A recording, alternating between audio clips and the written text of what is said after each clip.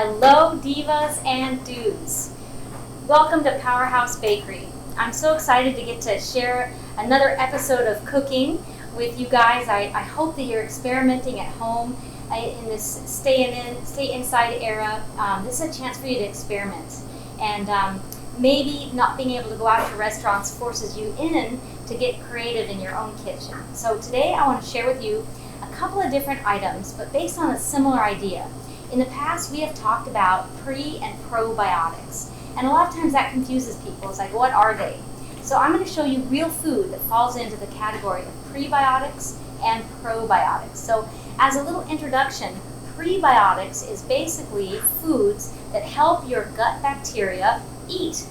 So it's pre, meaning that your body has to digest it, and the digested material become really valuable for your healthy gut bacteria. So the complex carbs like butternut squash is a perfect prebiotic.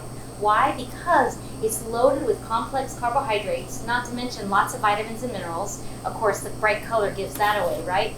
And because it's got lots of natural sugars, it's a healthy way to get some extra sugars in your large intestine. And so whenever your healthy bacteria starts digesting and, of course, metabolizing, that's when you have a nice healthy biome in your large intestine. So one thing I'd like to tell my clients and my customers is that if at all possible, you don't want to introduce new bugs into your large intestine. You really want to just nurture the ones you have. And we're all born with healthy bacteria in our gut. Basically from our mom, and then of course our genetics also predispose us to certain bacteria that live well in our gut. So whenever we can, we want to feed the gut we have, the healthy gut bacteria, with some extra sweet nutrition. So what I've done here is I've cooked this butternut. Look how nice and soft it is. It's a great texture. So I'm going to spoon this into my bowl here, and all I'm going to do is blenderize it up. So you can add lots of different flavors.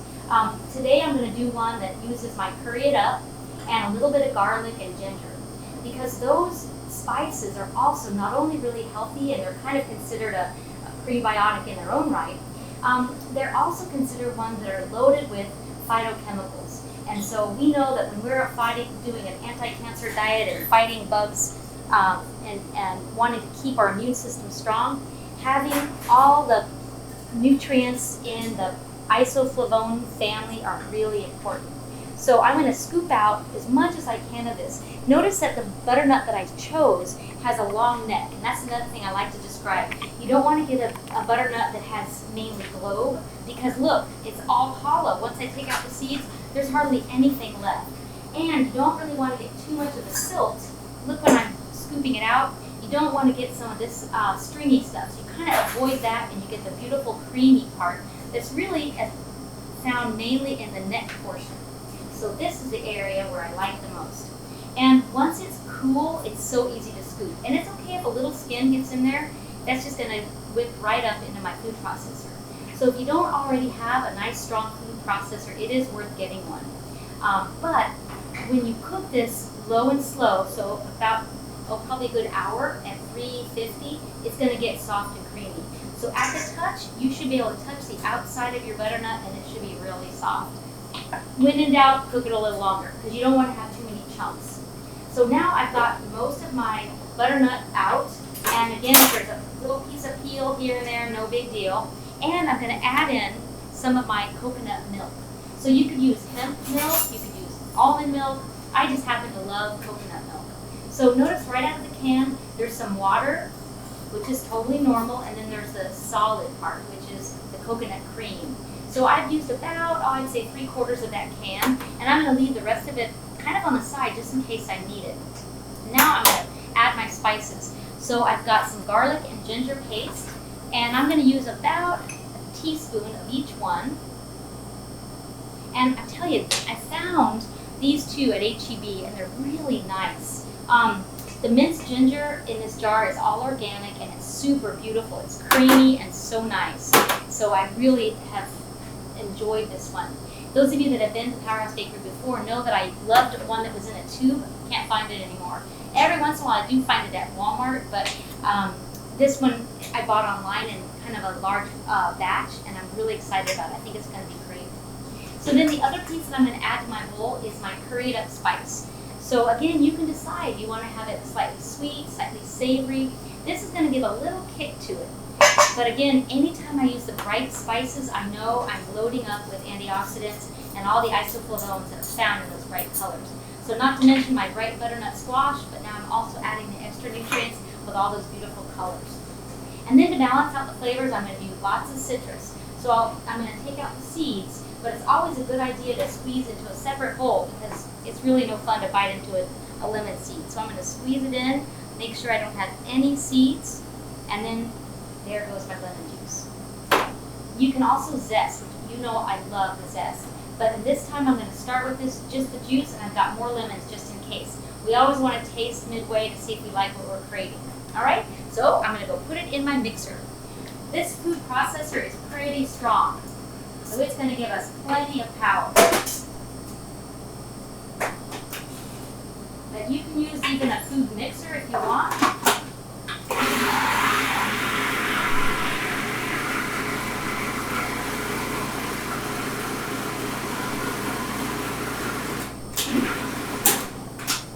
There we go. So notice it's pretty thick and chunky, which is what we want, because now we're going to add in some more milk to reach desired consistency. So I'm going to use some Coconut Dream, and again, you could use hemp milk. There's so many great options.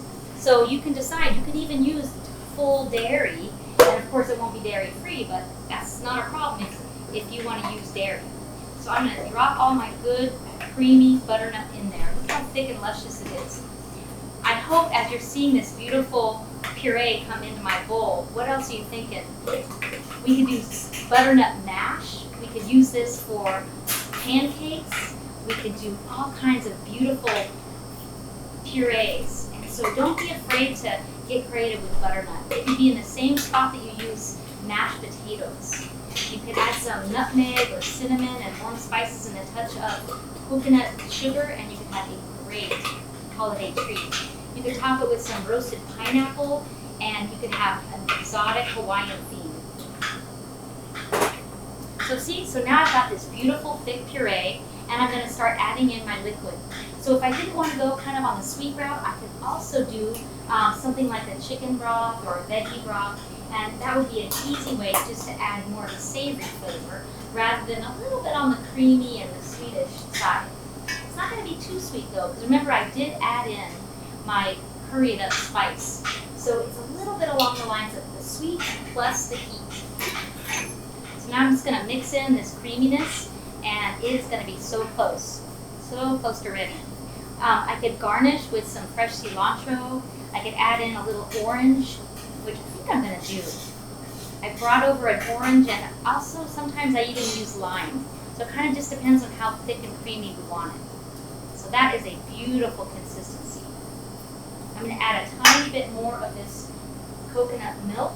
And yes, I could add more of the coconut cream in the can. So again, it's determined by how you want the richness. It's not uncommon though for me to use only half and then lighten it up a little bit with another dairy. So see, this is getting really close. And I can, of course, serve it cold if I wanted. That would be a really fun way to add variety. So now I'm just going to pour it into my bowl, and then I'm going to garnish it. Here's my beautiful creamy butternut soup. Again, this is considered a prebiotic because once I consume this complex carbohydrate, my body will break it down, and some of the sugars will make it into my large intestine where all that healthy gut flora live, and then it becomes food for that healthy bacteria.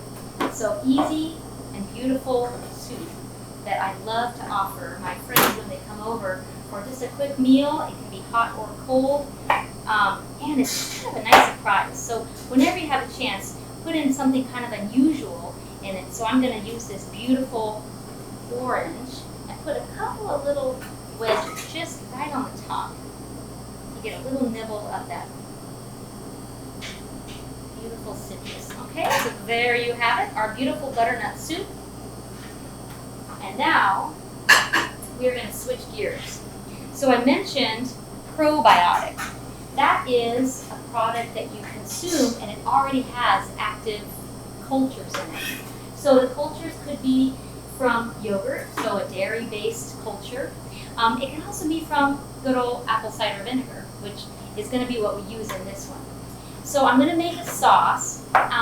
If you've ever had kimchi, it's very similar to this. So I've created a new salad I'm offering now at Powerhouse Bakery, and I kind of took the idea from kimchi.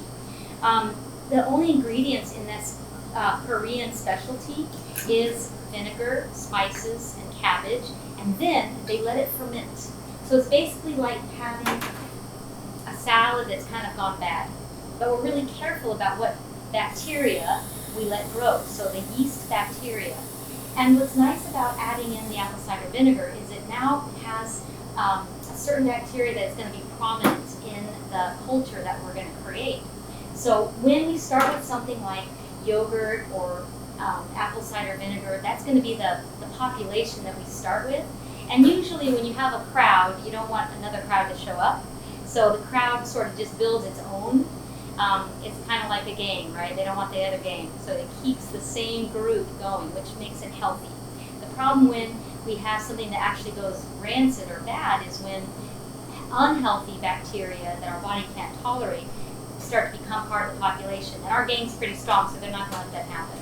Okay? So we're going to start adding in some of our ingredients. So again, I'm going to be very similar to the previous one that I started with. And we're going to use the ginger and the garlic. So again, it's not going to take much because this is going to be a salad dressing. So I'm going to add about half of a teaspoon of both the ginger and the garlic. And you could certainly do different flavors. Again, if you wanted to keep it a little bit softer, I would suggest doing a garlic that's not already pulsed. Do fresh garlic and just chop it yourself, and it won't be nearly as strong.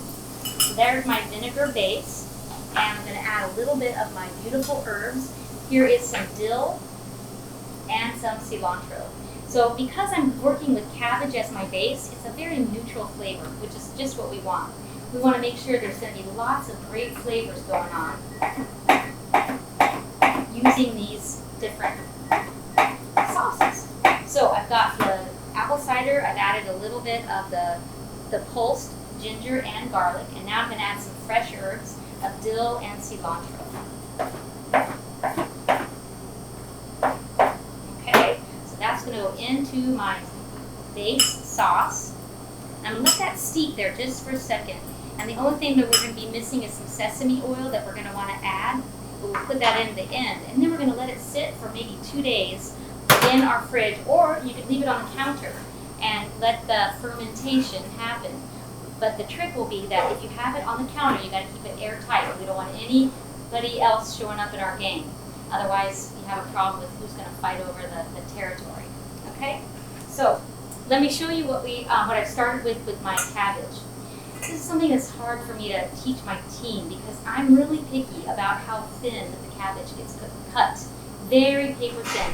It's not nearly as nice of an experience if you get a big hunk of cabbage because we're not cooking it. So it's got to be tender and delicate. I call this angel hair. You might have had angel hair pasta before, and that's kind of the idea we want to shoot for in this whole process. So let me show you how we cut it. So I'm going to start with a wedge. We've got the whole cabbage, but it's easier to manage if you start with a small piece. So I'm going to start really thin, and my eye is going to focus right there so that I can get a nice thin cut that goes all the way down.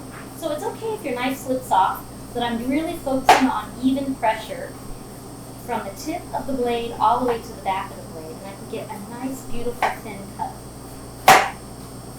And if the knife slips off and I don't get it straight, I just straighten it up again as quickly as I can, and it makes a nice, even cut all the way down.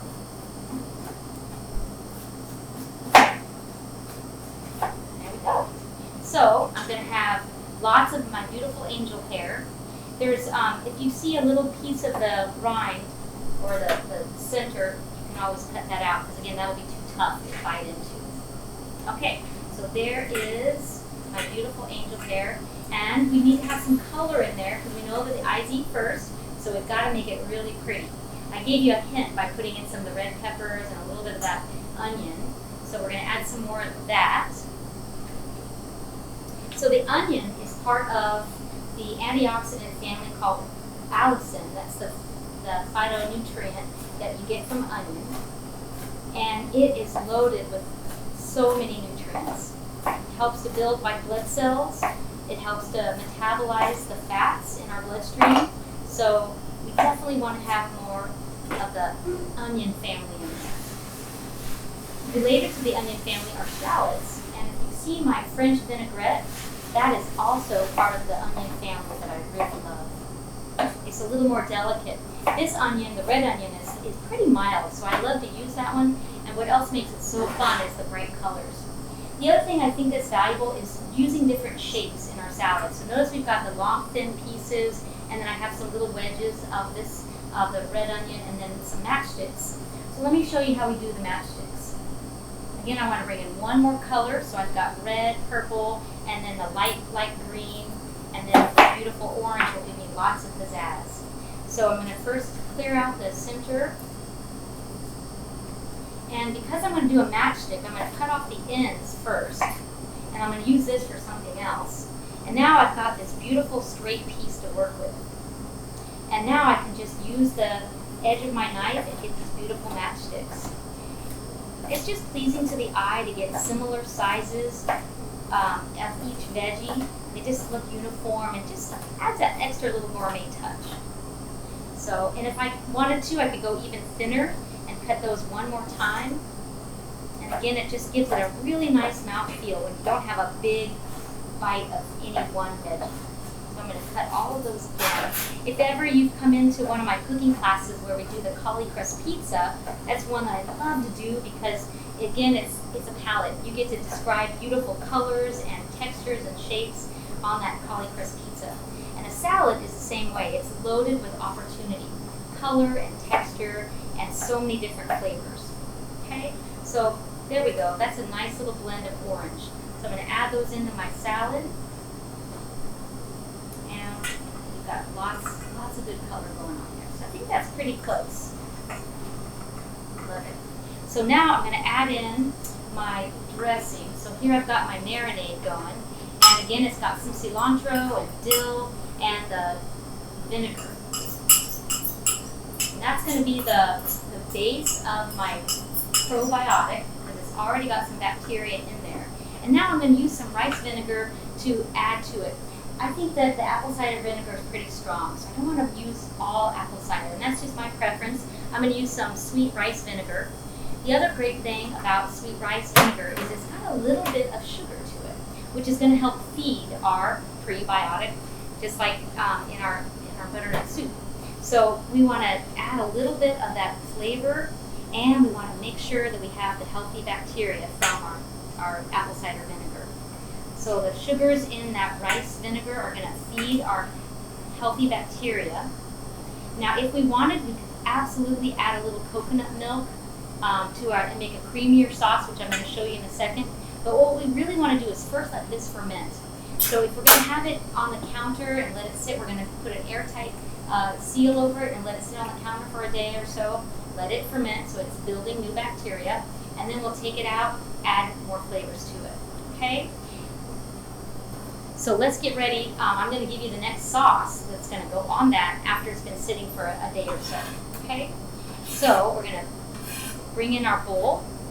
So I kind of alluded to it. We're going to add a little bit of coconut milk, and we're going to add some of our sesame oil. So let me show you.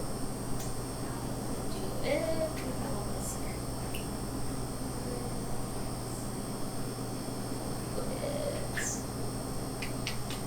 I'll use a fork. I'm going to mix up. We have some of that milk, cream part and the water. So I'm going to turn it into the milk by just stirring it together. Okay, I'm going to add it here. See how it's a little bit lumpy?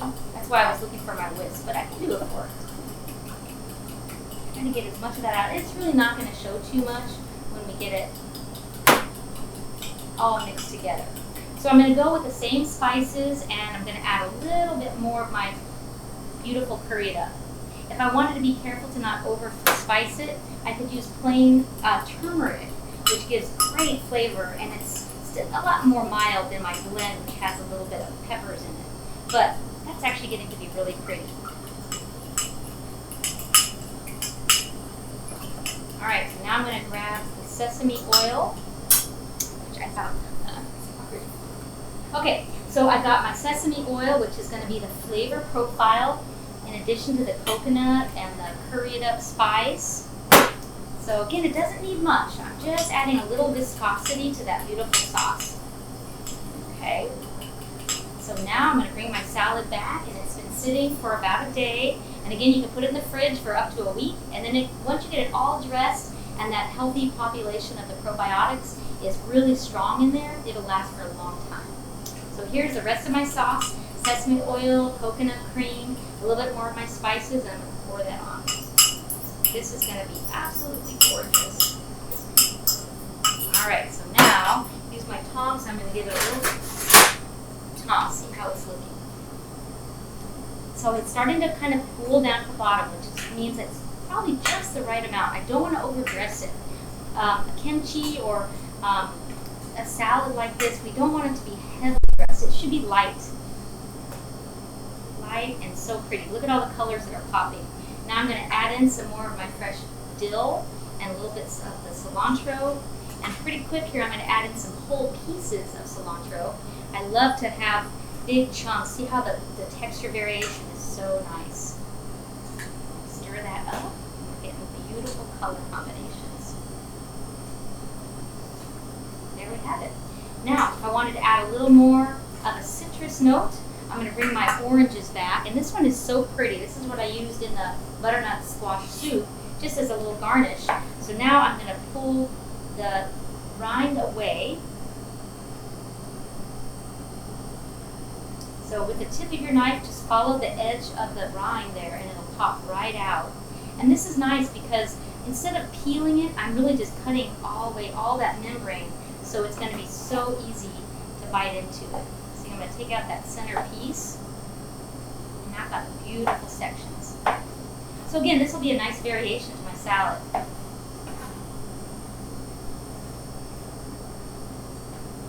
Just one more slice. So the citrus addition is now going to really bump up the vitamin C quality of my salad. So now we've got antioxidants from the bright colors of the spices. We've got all those phytonutrients from the allicin, which comes from the onion, as well as the cabbage. And then we also have the prebiotics from the apple cider vinegar that we've continued to feed and cultivate with that rice vinegar. So wow, we've got so many great things going on. Mix it up really well, and again, it can stay in the refrigerator for, gosh, at least a couple of weeks. Just make sure it's in a good, tight, sealed container, and it's going to be gorgeous.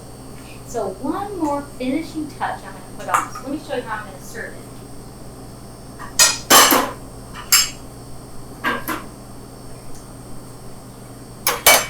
So I've got my beautiful red plate, and I'm going to add some to the center of the plate.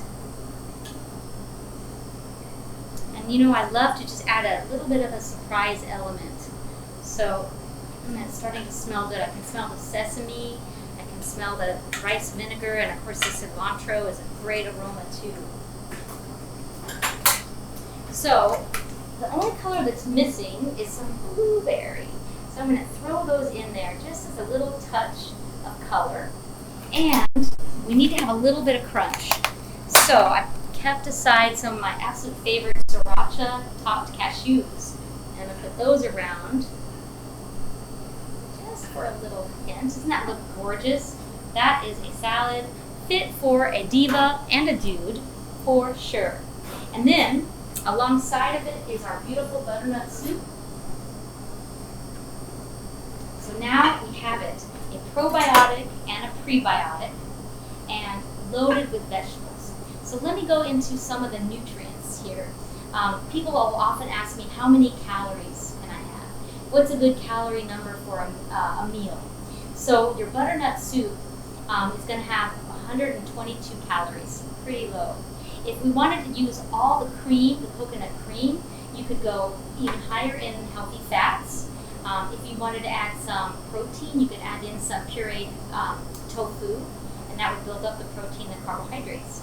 Our beautiful cabbage salad has 60% 68 calories, can you imagine, without the cashews. If I add in the cashews, it's going to add another 12 grams of fat and 8 grams of protein. So again, all healthy calories, not to mention all the complex carbs and the fiber that we're getting in this beautiful meal. So think about when you're doing your meals and getting creative at home, how can you mix in lots of veggies, some beautiful color. Don't forget to plan ahead a little bit. When you turn on your oven, make sure you get a whole butternut put in there because it cooks beautifully. You can kind of ignore it for the whole hour. And while you're at it, throw in a spaghetti squash too. And you can make that bootable salad that we talked about a couple of weeks ago. So I hope you've enjoyed this segment, and I can't wait to hear some of your feedback about some of the beautiful soups and salads you make and how you introduce some pre and probiotics. See you soon.